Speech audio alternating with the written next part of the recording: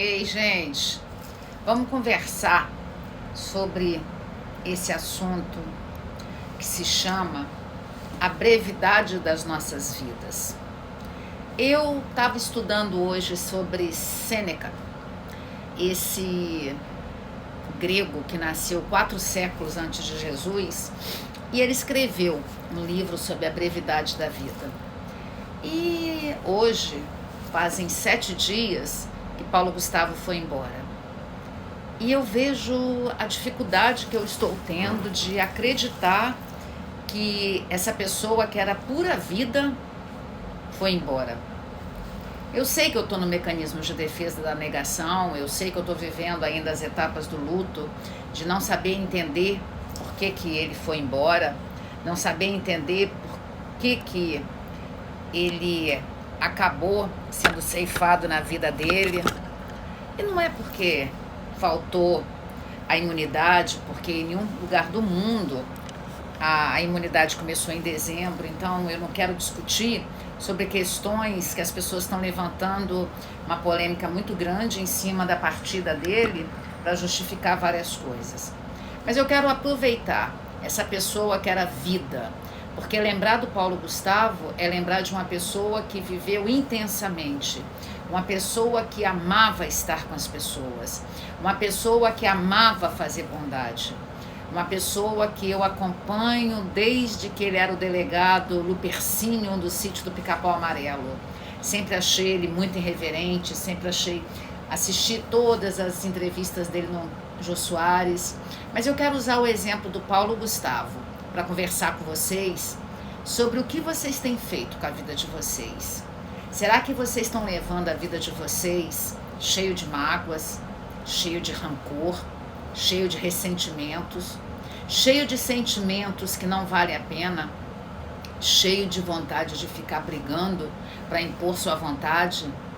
Eu penso que quanto mais imaturo é o perfil das personalidades das pessoas, mais elas acham que elas vão ter muito tempo para resolver todas essas questões que às vezes a gente não tem tempo. E eu me lembro também que 4 anos atrás, em setembro de 2016, exatamente um mês antes do meu pai ir embora, aquele ator que fez até o Divas com Lília Cabral, Montagnier, eu não sei o nome dele, se alguém souber e colocar aí até para eu falar, aquele artista que trabalhou em Divas, ele estava gravando no Rio São Francisco com Camila Pitanga e vai embora afogado. Então ele vai dar um mergulho e a vida dele é ceifada. Então foi uma das partidas que chocou muita gente naquela época. E de novo, a partida do Paulo Gustavo, a partida dos Mamonas Assassinas, a partida do Ayrton Senna. São pessoas que vêm como um cometa para marcar a nossa vida, mas é para ensinar alguma coisa, gente. A partida dessas pessoas, elas têm que ensinar alguma coisa, gente. Porque de que vale se eles forem embora e a gente não aprender nada com eles? O que vocês estão aprendendo com a partida das pessoas nessa pandemia que a gente está vivendo? Nós já sabemos que nós estamos vivendo, 50% das pessoas estão vivendo transtornos depressivos ou transtornos de ansiedade. Tanto que a live que vai ser, deixa eu falar para vocês, deixa eu pegar o dia aqui da live. A live exclusiva para membros vai ser no dia 25 de maio agora, a segunda live exclusiva para membros, onde eu vou falar do transtorno depressivo.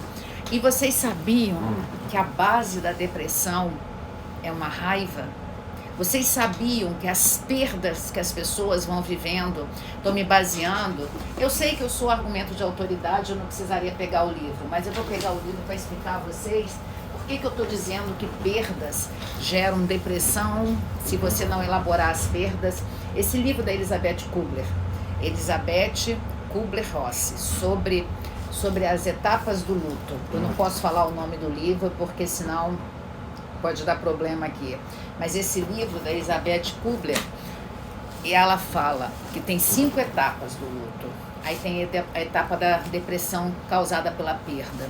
E muitas pessoas ficam fixadas nessa etapa de não saber lidar com a perda, porque tem a raiva, tem a primeira etapa é a negação, a segunda é a barganha, depois vem a raiva, depois vem a depressão, para finalmente a aceitação. Então, essas fases, negação, barganha, raiva, depressão e aceitação, essas fases duram no mínimo 1 ano. Eu sou só uma fã do Paulo Gustavo e eu não estou sabendo ainda administrar Domingos, o rapaz que morreu em setembro de 2016, o artista foi Domingo Montagnier, aquele artista. Obrigada, Cássia. Domingos Montagnier, foi ele que foi embora em 2016. Então, a gente tem essas partidas que tem, e era uma pessoa fenomenal, uma pessoa, assim, um artista que se destacou, estava fazendo uma novela que eu não tenho ideia qual é, mas estava fazendo lá, gravando no Rio São Francisco, no nosso Nordeste maravilhoso, onde agora está chegando água, e várias pessoas que não tinham. O nosso presidente da República está levando água com o ministro da Infraestrutura, Tarcísio, levando água para o Nordeste, né? Então, o Nordeste está tendo água. Essa ponte que foi feita semana passada, que foi inaugurada do Acre. Então, o ministro Tarcísio ele está asfaltando o nosso Brasil. Quando não se rouba, sobra-se para construir. Quando não se rouba. Então, por que as pessoas estão vivendo dessa forma? As pessoas não entendem que a vida é um cristal. Se cair no chão, ela deixa de existir. A nossa vida é um cristal. E essa brevidade das nossas vidas... Deixa eu pegar o celular que eu fiz um estudo para falar com vocês rapidinho. Acabei esquecendo de trazer. Hoje eu estou levantando demais, né? É bom que vocês estão vendo a minha estante de livros, estão vendo a placa do YouTube que eu ganhei quando eu cheguei a 100 mil inscritos. Vocês, inclusive, vocês têm que compartilhar mais os vídeos. Eu nunca peço, mas vocês têm que compartilhar mais para a gente chegar a 230 mil inscritos. Eu estou com 225 para a gente chegar a 230 mil inscritos. Então, a brevidade da vida, eu vou falar de Sêneca, que nasceu 4 séculos antes de Cristo. A vida, ela tem que ser bem empregada, ela tem que ser bem utilizada. E você tem que aprender a usar seu tempo com pessoas que valem a pena, no trabalho que vale a pena, fazendo o que você ama. Não perca sua vida se embriagando, usando drogas lícitas ou ilícitas, preso nos Netflix da vida, porque você só está passando pela vida, você não está vivendo a vida.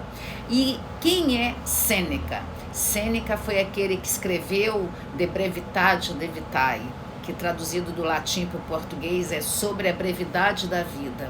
E hoje eu estava estudando sobre Sêneca e eu senti desejo de vir falar com vocês sobre a brevidade da vida.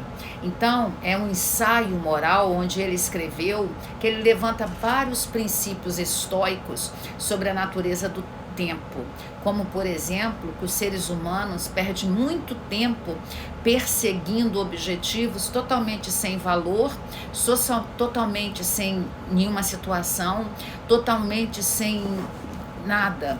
E o que eu vejo do Paulo Gustavo? O que eu vejo do meu pai, que também foi um homem que viveu intensamente? O que eu vejo de mim? O que eu vejo do meu filho? Porque eu, meu pai e meu filho, nós temos uma personalidade muito parecida.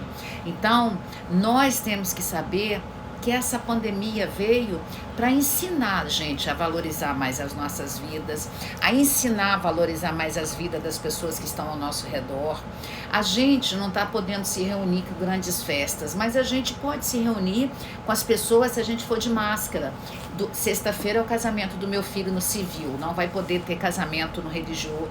No civil não vai poder ter festa ainda, a festa foi adiada para novembro, que ia ser agora na última semana, última sexta-feira de maio, mas foi adiada para novembro porque a gente não pode fazer festa com 300 pessoas. Mas a gente pode fazer um almoço familiar. A família pode se reunir, todos de máscara, a gente pode se reunir e se ver a máscara, o distanciamento social, respeitando o distanciamento, mas a gente pode estar perto das pessoas. E eu penso que essa pandemia, ela veio para resgatar valores que estavam perdidos. Muitos valores estavam perdidos, as pessoas estavam com valores muito perdidos, mas eu continuo achando que as pessoas ainda não entenderam da brevidade da vida. Muitas pessoas ainda estão gastando muito o seu tempo. Hoje a gente vai ter a aula nossa da turma que começou em novembro, eles estão chegando aqui. Inclusive, se você quer se tornar um aspirante em psicanálise ou se você quer entrar no grupo de terapia que começa dia 10 de junho, você pode entrar lá no site institutocassiarodrigues.com, institutocassiarodrigues.com, lá estão as informações. E se você já quiser se inscrever, você pode mandar um WhatsApp para a Débora. O DDD é da segunda capital em qualidade de vida do Brasil, que é 27 99 505 1960. 27 99 505 1960. É o DDD que você vai mandar mensagem. O DDD não, é o WhatsApp que você vai mandar mensagem, vai falar com a Débora, já vai fazer sua inscrição. Se você quer ser psicanalista, você tem que ter uma graduação. Não existe psicanalista que não tenha graduação. E para ser psicanalista, você tem que entender que você vai ter que fazer um percurso analítico. Esse percurso analítico ele é dividido em 3 etapas. A etapa teórica, a etapa clínica e a etapa de supervisão. Então, esse percurso analítico, a duração mínima é 40 meses. Então, ei, Viviane, que bom, a Viviane está falando que é excelente o grupo de terapia. A Viviane faz parte de um grupo de terapia que encerrou e ela vai continuar, porque eu trabalho com um grupo de terapia de 8 meses, obrigado, em 8 meses. E ela está no grupo de terapia. Então, nós temos que, se você percebe que você está entrando no estado de depressão, faça parte do canal de YouTube como membro exclusivo para ter acesso a essas lives exclusivas, e aí você leva para casa até o material, porque você pode não ter os recursos para fazer parte do grupo de terapia ou fazer parte das aulas de psicanálise. A psicanálise, o valor da mensalidade é R$500. Quando você tiver com 6 meses, você entra no grupo de terapia, onde o valor é 450, mas todas as informações estão lá no site. E aí o valor total, depois de 6 meses, passa a ser 500 mais 450, porque a psicanálise é um percurso analítico. Vai lá no site, institutocassiarodrigues.com. Vamos continuar falando aqui do Sêneca pra gente, porque falta 10 minutos para eu ir para minha aula. Hoje a aula que eu estou ministrando são mecanismos de defesa do ego. Ontem eu expliquei sobre negação, ontem eu expliquei sobre formação reativa e ontem eu expliquei sobre o mecanismo de defesa, que foi o que Freud falou, repressão ou recalque, porque esse foi o único mecanismo de defesa que Freud falou, recalque ou repressão. Depois a Ana Freud veio e falou mais 8. Depois a gente tem aquele livrinho verde ali, o Otto Fenichel veio e falou mais alguns. Então hoje eu vou começar a aula falando sobre o mecanismo de defesa chamado deslocamento. Eu vou gravar um pedacinho da aula lá no canal de YouTube, por isso que eu vim aqui fazer a live no Instagram, porque eu deixei para fazer a live lá no canal de YouTube de um pedacinho da aula. Eu vou gravar um pedacinho da aula lá. Não sei que horas, talvez 20 horas, 19h30, mas fica ligado que eu vou gravar lá no canal de YouTube um pedaço da aula hoje sobre mecanismos de defesa do ego. Então eu queria conversar mais um pouquinho sobre a brevidade da vida, para a gente não perder a nossa vida. Então, não perca a sua vida perto de pessoas que não vale a pena, não perca a sua vida perto de pessoas que você tem desgosto, que te gera muita sensação de mal-estar. Não perca a sua vida trabalhando no que você não ama, não perca a sua vida fazendo o que você não gosta, não perca a sua vida em situações que te gastam tempo. Não perca a sua vida usando as drogas lícitas ou ilícitas, buscando felicidade, porque a verdadeira felicidade não está fora da gente. A verdadeira felicidade está dentro da gente.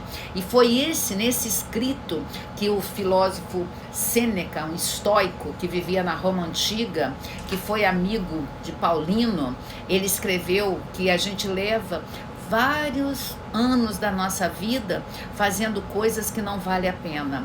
E nesses escritos, o filósofo levantou vários princípios estoicos sobre a natureza do tempo. Se vocês querem ler esse livro da brevidade da vida, é um livro fininho, de um dedo. Você lê numa tarde. E ele, assim, apesar dele ter nascido 4 anos antes de Cristo, ele explica muito a natureza do tempo. Porque o tempo ele é fixo, ele não é móvel. O dia tem 24 horas e O tempo é fixo, mas essa brevidade da vida nossa, a gente fica sempre achando que o tempo é móvel e que a gente vai ter muito tempo. Será que Paulo Gustavo imaginou esse cara que era tão inseguro com o avião? Eu me identifico muito com Paulo Gustavo, eu tenho esse humor do Paulo Gustavo ácido. Nós do Rio somos assim. O Paulo Gustavo me lembrava muito papai, que também tinha esse humor, muito brincalhão, meu pai muito brincalhão, com esse humor também do Paulo Gustavo. Então me lembrava o Paulo Gustavo com o deboche que ele fazia do Meia, um bairro da zona norte lá do Rio de Janeiro, ali depois de Cascadura, Madureira e Meia, e aí ele debochava com Não Vai Que Cola. Todos os programas do Paulo Gustavo eram programas onde ele tinha esse humor fácil, ele brincava de uma forma fácil. Então nós temos que ter essa natureza de entender que o tempo ele não vai parar nem vai congelar se a gente deixar de existir. O tempo sempre vai estar aí. Então a vida, se você souber usar, a vida é longa, a gente não tem que se preocupar que a vida é curta. As pessoas que falam que a vida é curta são pessoas que passou 60 anos e ela não fez nada. Eu tenho 60 anos, já pensou se eu tivesse achado que eu não fiz nada ainda nesses 60 anos? Então hoje eu estaria achando que eu já perdi 60 anos da minha vida.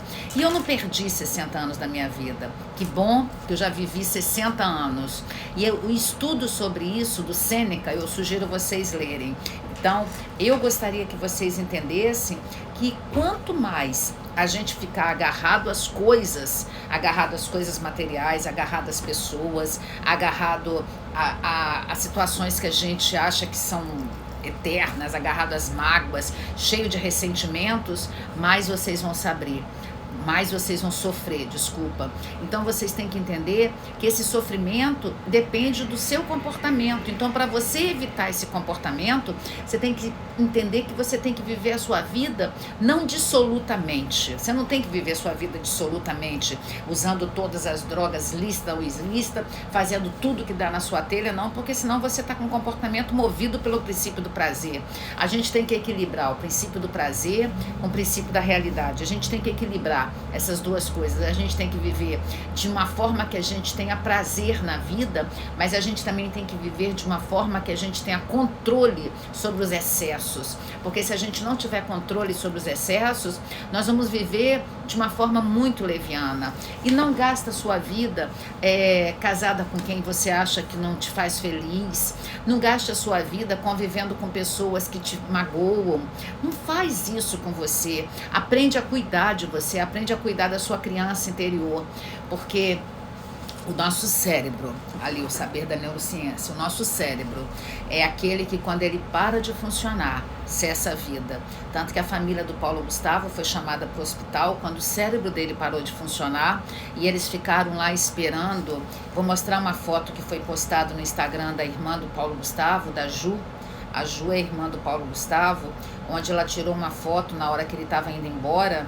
Ela tirou uma foto segurando a mão dele. Olha aqui. O Instagram dela é Ju Amaral. Olha aqui, segurando a mão dele, a zoinha dele.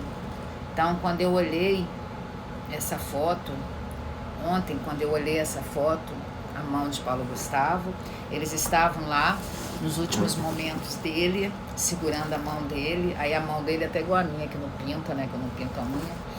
E eu olhei essa foto e me lembrei de quanto que ele era alegre. Me lembrei que ele estava com 2 filhos pequenininhos.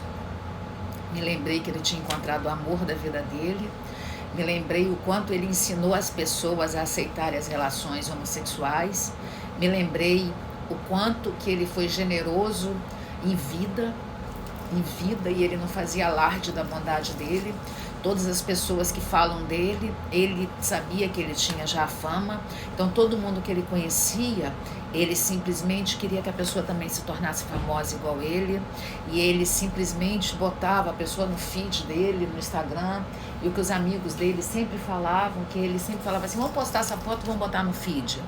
E os amigos falaram, não vou estragar o feed com uma foto de amigos. E ele falava, mas essas coisas que valem a pena, são essas coisas que valem a pena, são essas coisas que valem a pena a gente viver, postar os amigos. E todo mundo que ele conhecia, ele botava a pessoa para cima. Teve um produtor que era lá de Niterói com ele, que Ele falou, você vai me ajudar a escrever meus filmes aí. Então, será que a gente está vivendo igual Paulo Gustavo? Será que a gente está vivendo ajudando as pessoas? Será que a gente está vivendo... Realmente eu ainda estou muito triste, talvez vai ficar muito triste ainda por muito tempo com a ida do Paulo Gustavo, mas não tem problema, não tem problema, a gente tem que aprender a ficar triste. E a coisa que eu acho mais estapafúrdia, que eu acho, ele foi embora um dia depois de ter acontecido aquele massacre lá na cidade de Santa Catarina, de Saudade, onde vai embora 3 crianças e 2 professoras da creche, da escola. E aí as pessoas falaram, eu não entendo por que você está chorando pelo Paulo Gustavo e não está chorando por essas crianças e por essa professora. A gente chora por aqueles que a gente ama. Eu fico extremamente triste por causa desse massacre que aconteceu na cidade de Saudades. Em Jacarezinho não foi massacre, em Jacarezinho foi faxina. Todas as pessoas, eles eram criminosos. Todos os 25 eram criminosos. Quem não era, era o André, que era um policial federal, estadual, municipal, civil, sei lá, não sei qual. Então, massacre foi na cidade de Saudades. E aí, a gente tem que aprender com Paulo Gustavo. Quando a gente faz bondade, a gente não precisa falar para todo mundo que a gente fez bondade. A gente não precisa ficar num alarde falando que a gente fez bondade. A gente simplesmente tem que fazer bondade. A gente tem que aprender a preocupação dele, igual eu vi a reportagem que fizeram nessa televisão domingo, para sair um sanguezinho da televisão, para aproveitar a ida dele para fazer Ibope, a entrevistar a dona Déia, a Ju, o pai dele, o Júlio, a madrasta dele, que ele chamava de boadrasta, entrevistar o Thales e vários amigos. Aí o Thales falando que o Paulo Gustavo era igual a dona Déia, escandaloso, gostava de gritar, e o Thales, aquele cara mais quieto, eu analisei ali o complexo de Édipo. O seu Júlio, pai do Paulo Gustavo, quieto, introspectivo, o Thales quieto, introspectivo. Olha o complexo de Édipo aí se fazendo. Olha o complexo de Édipo. O Paulo Gustavo busca para se relacionar uma personalidade tipo o pai dele, que era uma referência que ele tinha de tranquilidade. Ele não buscou um sorrisal, porque Paulo Gustavo era um sorrisal em ebulição, efervescente. Ele buscou uma pessoa mais tranquila, mais comedida, que era nerd, gostava de estudar, gosta de estudar. Aí o Thales falando que está naquela casa enorme, e o Paulo Gustavo vivia gritando, ô Thales, ô Thales! Ele era bem Dona Hermínia, e ele falando como está fazendo falta ele chamar a gente. Então, o Paulo Gustavo ensinou as pessoas que eram preconceituosas, que não precisa ter preconceito, não pode ter preconceito, que um casamento homossexual ou um casamento heterossexual, todos os dois vêm de famílias, e não importa se a pessoa é homossexual ou heterossexual, o que importa é o caráter da pessoa. Eu adoro o Agostinho, o maquiador Agostinho, que é amigo do Bolsonaro, da Michele, ele é amigo da Damares. Eu adoro o maquiador Agostinho, eu acho ele uma graça de seres humanos, e quem separou esse mundo em guetos foi os governos anteriores, e que fez igual na França há 300 anos atrás, que estava todo mundo separado, as mulheres de vida fácil, as crianças no orfanato, os idosos no asilo, os loucos no hospício. Aí veio esse governo passado e separou a gente, separou, e o Paulo Gustavo veio e juntou, fez todo mundo aceitar a homossexualidade. Não tem problema, porque você não tem que ser melhor ou pior pela sua questão homossexual. A questão homossexual você resolve no quarto com o seu parceiro ou com a sua parceira. E o Paulo Gustavo ensinou que são pessoas que se amam. E eu adoro também o Elton John com o marido dele, o Rick Martin. Por que eu sempre falo? Porque para mim eles são famílias. Na formação que eu fiz de terapia do sistema familiar, esse livro aqui, ó, da Mônica Beth McCarthy, fala que casal é só homem e mulher, mas eu entendo como casal 2 homens, eu entendo como casal 2 mulheres. E quem disse que Paulo Gustavo não está no céu? Será que o céu é das pessoas más?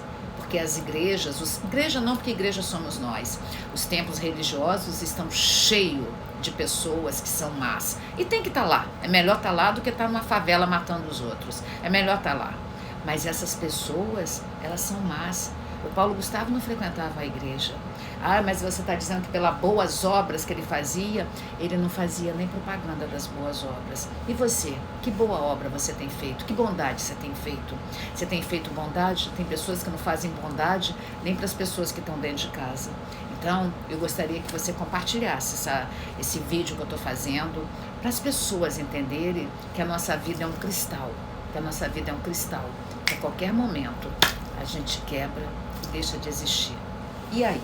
E quando você deixar de existir, as pessoas vão te levar, as pessoas vão... Deixa eu só ver um negócio aqui, gente, rapidinho. As pessoas...